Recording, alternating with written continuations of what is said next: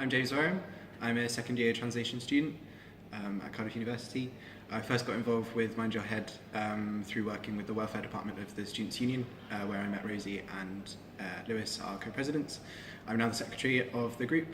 I took part in the launch week, the Mind Your Head week, and helped facilitate a Mind Your Head cafe, which we're doing again this week for the All Right Mate campaign. I mostly got involved to try and make a difference with mental health. I lost a friend to suicide quite recently, and so it's a big motivating factor for me to get involved and try and make a difference.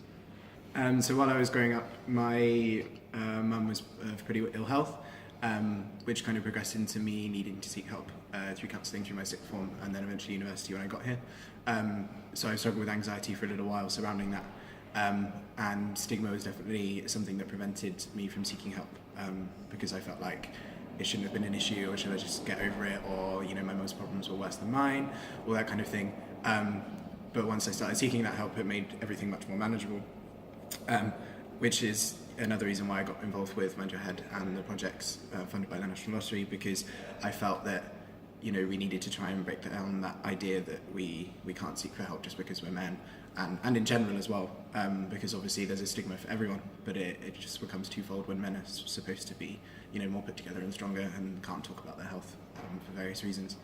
And so it's important to me that projects are funded like this, and that people get involved and talk about their own issues as motivating factors for other people to get help.